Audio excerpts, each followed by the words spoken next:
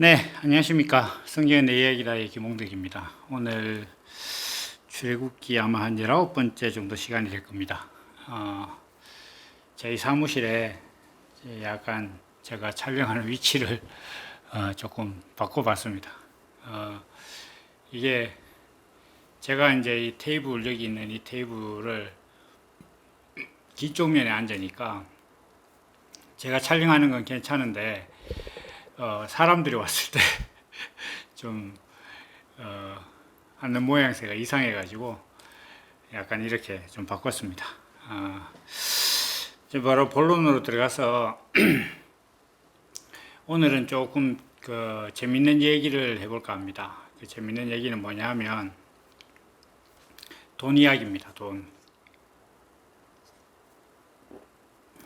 제가 그 블로그에서 또 이제 이 동영상에서 늘 말씀드리는 것이 그 하나님을 믿는다는 것이 뭔가 세상에서 부자가 되기 위해서 믿는 게 아니다. 그러니까 우리의 기도가 하나님께 돈 달라, 밥 달라, 뭐 자식 잘 되게 해달라, 사업 번창하게 해달라 이렇게 기도하는 그걸로는 하나님을 바로 믿는 게 아니다. 이런 말씀을 좀 많이 드려왔죠. 계속 아마 그 제가 일관되게 그렇게 말씀을 드려왔던 것 같습니다. 그렇다면 성경에서 성경은 예수 믿는다는 것은 곧 거지로 살아란 말이냐, 이제 이런 의문이 들 수도 있겠죠. 그런데 이제 오늘 우리 출애굽기를 보다 보면은 출애굽하는 이스라엘 백성들이 애굽 사람들에게서 이제 많은 재물을 이제 얻어서 저기 이제 애굽을 떠나게 됩니다. 아마 누구라도 예를 들면 우리나라에 뭐 먼 훗날에 어떤 그 이민 정책으로 인해서 제3국 사람들을 많이 받아들였다가 그 사람들로 인해서 우리나라가 막 큰 재앙이 있었다. 그런데 그 나라 사람들이 뭐 자기 땅 생기겠다고 이스라엘처럼 자기 나라 건국하겠다면서 가겠다 이러면 뭐 한국 사람들이 이때까지 막 재앙당하고 그랬으면 그래 올라가라 그러면서 뭐 돈이라도 지어줘서 보내고 싶을 거예요. 약간 좀 이게 비슷하긴 한데 우리가 여기서 주목해야 되는 것은 구원이라는 것이 세상에서 성공하기 위한 것이 아닌데 하나님께서 이스라엘 백성들을 통해서 이스라엘 백성들에게 이스라엘 백성이 나갈 때 애굽 사람들로 하여금 많은 재물을 얻어서 나가게 합니다. 실제로 이 재물이 뭐 얼마나 되는지는 뭐 이렇게 정확하진 않지만은 돌아보면은 금송아지 만들 때 한번 쓰고요. 그 다음에 또 그 사이에 뭐 크게 이제 전쟁 같은 게 대단한 게 없었으니까 그걸로 성막 건축하는 데도 다 씁니다. 상당히 많은 검은 보화를 가지고 나왔던 거죠. 그래서 그렇다면 이 블로그를 운영하고 있는 김홍덕이라는 사람이 계속 이야기해오고 있는 예수 믿는다는 것은 부자가 되기 위한 것이 아니다 라는 말과 이 출애굽기는 반하느냐 이런 얘기를 오늘 해볼 겁니다. 사실 이런 주제는 이제 복음을 묵상하고 또 이제 뭐 제가 할 수 있는 방법을 동원해서 사람들에게 이렇게 전하고 하는 저 입장에서도 상당히 고민스러운 오랫동안 이제 이게 어떻게 되는 것인가 생각을 많이 하게 했었습니다. 왜냐하면 뭐 저도 뭐 부자는 아니거든요. 그래서 뭔가 삶이 뭐 넉넉하다. 이게 뭐 먹고 사는 거, 노후라든지 이런 모든 걱정이 해결되어 있는 그런 사람은 아닙니다. 물론 그런 사람이 뭐 얼마나 있겠습니까만은. 그런데 그런 입장에서 봐도 이 복음이라는 것이 부자가 되는 것이 아니다라는 어떤 그런 개념 때문에 돈에 대해서 좀 터부시하고 경계해야 되는 그런 부분들로 자꾸 생각을 하게 되는 경향이 있습니다. 그렇지만 성경을 보면 아브라함도 엄청난 부자였고 뭐 야곱은 말할 것도 없고 솔로몬은 뭐 성경이 말하기를 세상에 살았던 모든 사람들 중에 제일 부자였다. 이제 이렇게 얘기를 하고 있습니다. 뭐 아마 지금의 뭐 빌 게이츠나 뭐 조지 솔루스나 이런 사람들보다도 더 부자였던 것 같아요. 그런 사람들도 있었고, 신약 때 와서도 보면은 우리가 잘 아는 빌레몬, 그다음 루디아, 이런 사람들은 뭐 부자였고, 그 다음에 아리마대 요셉, 그러니까 예수님께 묘실을 제공했던 사람도 이제 구약 성경에 보면 예수님 묘실에 대해서 부자의 묘실에 장사되었다 이렇게 얘기했거든요. 그러니까 성경이 공인한 부자예요. 아리마대 요셉도. 그리고 예수님 제자 중에서도 보면 그 세베대라는 사람이 있었지 않습니까? 요한과 야고보의 아버지 부모들은 나름대로 살만했던 것 같아요. 중산층 이상은 됐던 것 같습니다. 그러니까 자기 배를 갖고 있었고 나름대로 좀 살만했다 이런 것들이 이제 뭐 좀 연구된 이야기들입니다. 그래서 결론은 뭐냐면 예수 믿는 사람, 예수 믿는다고 거지가 돼야 되는 건 아닙니다. 지금 이제 구원이라는 것은 여호와께 희생을 드리러 가는 것이고, 하나님께서 사람에게 정한 사람의 창조 목적이 인생의 본성이 되는 그런 존재로 전환되는 것이 구원이다. 그런 존재가 되기 위해서 세상의 가치, 그러니까 막 부자가 되는 것이 의로운 것이고 부자가 되는 것이 선한 것이다라는 그 세상의 가치가 대변하는 대명사는 돈인데, 그 돈을 지키고 그 돈의 가치를 더 높이기 위해서 살아가는 모든 사람들의 활동을 이제 출애굽기에서는 애굽의 국고성을 쌓는 것이다 이렇게 얘기를 했고, 그 국고성을 쌓는다는 것 자체는 종과 같은 삶이다. 그래서 그 종과 같은 삶에서 벗어나는 것이 구원이다. 그럼 무엇이 구원이냐 이렇게 했을 때 여호와께 희생을 드리는 것이 구원이다 이렇게 이제 전개가 되고 있는 것입니다. 그렇다고 했을 때 이 이스라엘 백성들이 출애굽하는 데 있어서 이 제물이 왜 필요했을까? 이 제물이 왜 필요했을까? 이렇게 생각을 해볼 수가 있습니다. 그리고 또 이제 대부분, 아니 사실은 진짜 뭐 저는 그렇게 거의 대부분의 기독교인들이 부자가 예수를 믿어서 좀 잘 살아보려고 뭐 이 세상에서 축복된 삶을 살려고 하는 욕망들이 다 들어 있습니다. 그런데 그 욕망 자체가 죄는 아니에요. 문제는 뭐냐면 그게 하나님의 의다. 그러니까 내가 세상에서 잘 사는 것이 하나님께 영광이고 그렇게 되는 것이 하나님 앞에 의로워지는 것이다. 그러니까 하나님 앞에 의로운 사람은 부자가 된다. 하나님 앞에 의롭고 선한 사람은 하나님께서 재물도 축복해 주시고 건강도 축복해 주신다라고 생각하는 그런 가치관이 문제예요. 그게 섞여 있는 거거든요. 그게 이제 무교병이나 무교병이 아닌 유교병을 먹는 것이고, 하나님의 의가 아닌 뭐 다른 의, 뼈를 꺾어서 다른 의와 이제 하나가 돼서 하나님을 섬기는 그런 모습이 되는 거거든요. 그게 아니라는 거지. 돈이라는 것 자체가 소유하면 할수록 죄가 된다거나 이런 문제는 아닙니다. 이제 그렇다면은 이 돈은 돈이나 재물은 어떠한 개념이고 우리가 어떻게 다루어야 하느냐에 있어서의 이제 고민을 좀 해볼 필요가 있겠죠. 근데 이 모든 것들을 딱 한마디로 정리하는 사람들의 밈은 아니고 그냥 사람들이 말하는 회자되는 문장이 하나 있습니다. 그게 뭐냐 하면, 독사가 물을 마시면 독이 되고 젖소가 물을 마시면 우유가 된다라는 말이 있어요. 그러니까 같은 돈인데 하나님의 의가 자기 인생의 목적인 사람이 가지고 있으면 그 돈이 적든 많든 어쨌든 간에 그 하나님의 의가 본성인 사람, 하나님께서 사람을 창조한 목적대로 사는 것이 자기 삶인 사람은 돈이 많거나 적거나 그 사람의 삶은 그 사람 삶에 유입된 모든 돈은 다 하나님의 성품을 표현하는 데 사용돼요. 그래서 뭐 아브라함과 이삭과 야곱 뭐 이런 사람들, 다윗 왕이나 솔로몬 왕이나 이런 사람들의 가지고 있었던 재물은 하나님을 위하는 데 쓰였단 말이에요. 왜냐하면 그 사람들은 하나님을 믿고 또 하나님께서 말씀하시는 그 의를 자기 의로움으로 삼고 그게 삶의 본성인 사람들이니까 그걸 갖고 있으니까 전부 다 가지고 있는 모든 돈들이 다 하나님을 위해서 사용된 거예요.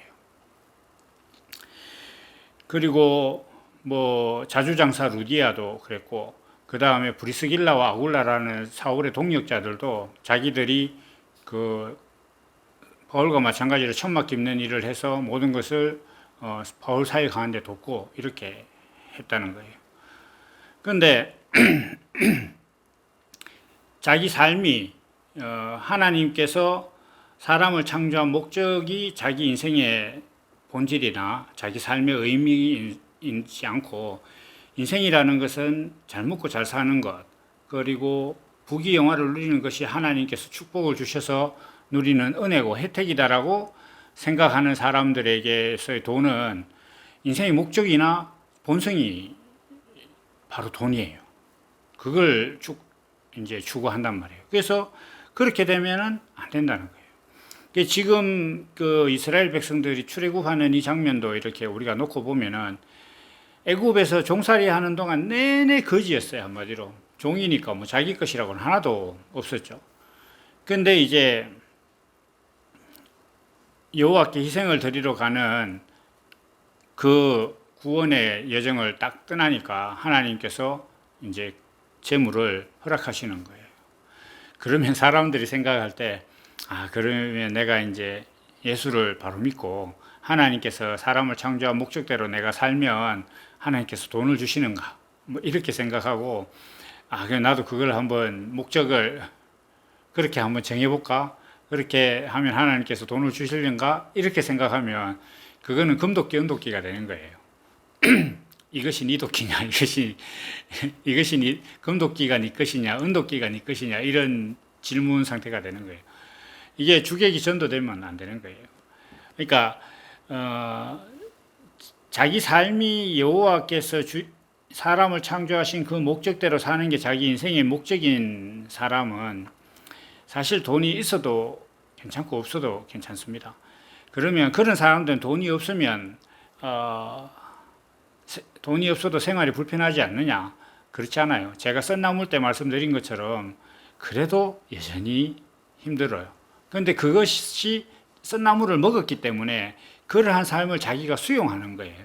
내가 다른 사람을 시키지 않고 내가 가고, 돈이 없으니까 내가 육신을 쓰고, 뭐 택시 탈 거 지하철 타고 이렇게 내가 주를 위해서 사용하는데 그게 다 괴로운 일이잖아요. 그 썬나물을 먹은 사람은 그런 괴로운 일들이 자기 본성이 되는 거예요. 무엇보다 예수님께서는 그 십자가를 지셨잖아요. 십자가라는 엄청난 고통을 지셨는데 그게 그리스도의 본성이에요. 그렇게 되는 거단 말이죠. 그래서 내가 지금 뭐 이 영상에서 말하는, 또 저희 블로그에서 말하는 그걸 깨우쳐서 내가 하나님께서 사람을 창조하신 목적대로 살아가는 인생이 되면 내가 부자가 되는가? 그건 그렇지 않습니다. 부자가 될 수도 있고 아닐 수도 있는데, 기본적으로는 예수 믿는 이 가치관은 자기 존재 정체성에 관한 것이지 삶의 도구의 문제는 아닙니다. 그러니까 예수 믿는다는 게 삶의 문제를 해결하는 도구는 아니기 때문에, 오히려 내가 잘 사느냐 못 사느냐 이런 것들은 우리가 사회에서 허용된 삶의 성실함, 열심히 살면 그나마 이렇게 어떤 그 자기가 원하는 것들을 얻을 수 있고, 게으르면 가진 것마저 다 이제 상할 수 있는 그런 사회의 일반적인 룰이 있잖아요.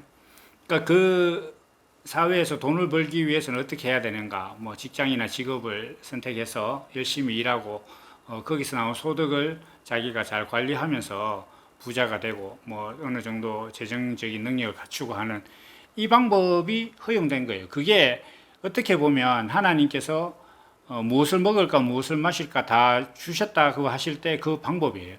세상에 이미 하나님께서 정하시고 옳다고 생각하는 어떤 사람이 사회적으로 살아갈 수 있는 모든 기반이라든지 방법이라든지 룰이라든지 이런 사회를 조성하셨잖아요, 하나님께서. 그리고 나는 그 속에 있잖아요. 그러면 그 룰대로 내가 살아가면 되는 거예요. 거기에 하나님께서 필요하시면 기적을 일으키시는 거예요. 그러니까 성경의 많은 기적들은 그 사람들이 기적을 경험한 사람들, 하나님께서 기적을 일으켜서므로 얻는 소득이 뭐냐면, 야, 내가 마음만 먹으면 가난한 사람을 왕 같은 부자로 만들 수도 있다라는 그런 능력을 과시하기 위함이 아니고, 하나님께서 보여주시고자 하는 것은 사람이 내가 정한 인생의 목적대로 살려고만 한다면, 그 목적을 위해서 내가 필요하다면 바다도 가를 수 있다. 죽은 사람도 살릴 수 있다. 너희가 나를 찾기만 찾아라. 그러면 내가 무슨 일을 동원해서라도 너를 내가 사람을 만들 때 그 목적대로 너를 변화시켜 주겠다. 그런 하나님의 약속을 보여주는 것이지, 너 예수 믿으면 내가 부자 만들어 줄게, 이런 거를 위한 게 아니다라는 거 우리가 좀 잘 생각을 해야 됩니다. 그래서 이제 오늘 이 출애굽기에서 이스라엘 백성들이 나갈 때 막 그 빵이 제대로 반죽도 제대로 발효도 안 된 빵을 그대로 들고 나가라고 할 정도로 하나님께서 급하게 가라고 하시는 그 와중에 그 애국 사람들, 하나님께서 애국 사람들에게, 이스라엘 백성에게 은혜를 입히게 했다. 그래서 그들이 구하는 대로 주게 하셨다. 이렇게 해서 뭐든지 달라고 하면 다 줬다는 거예요. 다 줬다는 거예요. 그래서 애국 사람의 물품을 취했다. 이렇게 해서 상당한 이제 부를 얻어서 출애굽을 하는데, 그게 노예로 있었던 삶의 어떤 삭시라고 볼 것이 아니라 나중에 이 돈을 가지고 성막을 짓고 성전을 짓는데 그렇게 사용을 하게 됩니다. 그래서 광야에서 사실 금이 뭐 필요하겠어요? 근데 별로 필요도 없습니다. 광야에서 제일 필요한 거는 물과 음식과 그늘이지. 그런 것들을 이제 우리가 생각해 볼 수가 있고, 우리가 이제 예수를 믿으면서 이 돈이라는 문제, 재물이라는 문제에 대해서 어떻게 생각할 것이냐는 뭐 간간히 굉장한 깊은 고민을 가져다 줄 수도 있어요. 그런데 그것을 정리를 하면 하나님의 그 말씀이 육신이 된 그리스도로 거듭난 사람이 돈을 가지고 있으면 그 사람이 가진 돈은 일은 한 장 빠짐없이 다 하나님을 위해서 쓰이는 거예요. 그 사람 삶 자체가 그 하나님을 떠나서 살려고 노력해도 안 되는 그런 존재인데, 그 사람이 쓰고 있는 돈은 오죽하겠습니까? 그 탈무드에 보면 그런 얘기가 있잖아요. 어떤 부자가 아주 어린 아들 하나만 있는 상태에서 죽게 됐어요. 그래서 가만히 생각하니까 자기가 죽으면 이 아들이 자기 유산을 못 받을 것 같아서 유언을 어떻게 했냐면, 그래도 자기가 제일 믿을 만한 집사 하나에게 모든 재산을 넘겨줍니다. 넘겨주면서 조건이 뭐였냐 하면은, 나중에 우리 아들이 큰 성인이 되면 이 집사가 가지고 있는 아버지의 모든 재산 중에 딱 한 가지만 선택할 수 있게, 그거는 네가 그때 그 우리 아들이 선택하면은 너가 그거를 줘야 된다. 이렇게 해서 이제 부자가 죽었어요. 그러니까 이 집사는 신나가지고 막 그 재산을 많이 불리고 잘 관리를 한 거예요. 근데 이 아들이 나중에 커서 가만히 생각하니까, 아니 이 많은 재산을 아버지는 왜 딱 하나만 선택하라고 한 거야? 이렇게 곰곰이 생각하다가 깨달은 게 뭐냐면, 그럼 내가 저 집사를 선택하면 되겠구나. 그래서 이 아들이 그 집사를 선택했다는 거예요. 그러면 집사가 가지고 있었던 모든 재산이 다 자기께 되는 거잖아요. 마치 그것처럼 그리스도로 거듭난 사람이 가지고 있는 것들은 뭐가 됐든지 간에 다 하나님을 위한 게 되는 거예요. 그가 선택하는 모든 것들은 다. 그러니까 그 젖소가 물을 먹으면 다 우유가 된다니까요. 우유가 되는 것처럼 그렇게 우리가 재물을 바라봐야 된다. 재물을 가지고 내가 하나님 말씀 잘 듣고 성경대로 살리고 노력하면 하나님께서 재물의 축복을 주신다. 심지어 내가 세상에서 잘 살려면 그렇게 해야 된다. 하나님께서 11조를 잘하면 부자가 되게 해준다고 하셨으니까 내가 이런 짜리 하나도 안 빠지고 11조를 하려고 노력해야지. 마음에는 돈 아까워 죽겠는데 이 돈 없으면 큰일 나는데 라고 생각하면서도 그렇게 11조를 해야 된다고 막 자기 혼자 자기 자신을 막 갈구면서 그렇게 11조를 하고 이렇게 하는 건 11조가 목적입니까? 11조를 해서 부자가 되겠다는 게 목적이지. 그 부자가 되겠다는 건 뭡니까? 하나님께서 하나님은 내가 이렇게 하면 뭐 나를 부자로 만들어 주시는 하나님이다라고 하나님을 정의한 거잖아요. 근데 하나님은 그런 하나님이 아니잖아요. 존재의 하나님이잖아요. 그러니까 우리가 신앙생활을 그렇게 하면 돈이라는 것은 가지면 가질수록 문제가 되는 거예요. 가지면 가질수록 하나님에 대한 왜곡된 하나님을 점점 더 나쁘게 왜곡하는 거예요. 마치 이건 비유하자면 간첩이 선행을 자꾸 하는 거와 똑같은 거예요. 간첩이 착한 일 하고 막 북한에서 내려온 공작금으로 학교에 고아들 돕고 막 양로원에 선물 막 보내고 이렇게 막 자립 청년들 막 도와주고 막 이렇게 하는 거예요. 이제 막 자기 존재 자체는 간첩인데 자수는 안 하고 그렇게 하면 나중에 이 사람이 간첩이란 걸 드러나면 괜히 고아원도 국가정보원에 불려가야 되고 양로원 원장이라든지 거기 일하는 사람들 다 경찰 들락날락 거려야 되고 자립 청소년들도 다 경찰에 한 번씩 들락날락 거려야 돼요. 니 간첩 돈 받았으니까. 이 사람들은 몰랐어요. 몰랐지만 그래 최소한 조사는 한번 받아야 된다니까요. 그러니까 이건 뭐냐 하면은 자기 신분이 옳은 신분이 아니면 그 사람이 어떤 것들은 선한 일이라고 세상이 볼 때 선한 일이라고 하는 것들을 하면 할수록 문제가 되는 거예요. 그러니까 그리스도로 거듭나지 않은 사람은 돈을 가지면 가질수록 하나님의 축복이 아니라 돈을 가지면 가질수록 죄에 빠지는 거예요. 점점 자기 죄가 무거워지는 거예요. 일만하게 뿌리다 뭐 이런 쪽으로 가는 거예요. 그런데 반대로 그리스도로 거듭난 사람은 가난에 처해도 괜찮고 부유해도 괜찮아. 자기가 가지고 있는 돈 10원밖에 없어도 되고 10억 1000억이 있어도 상관없어요.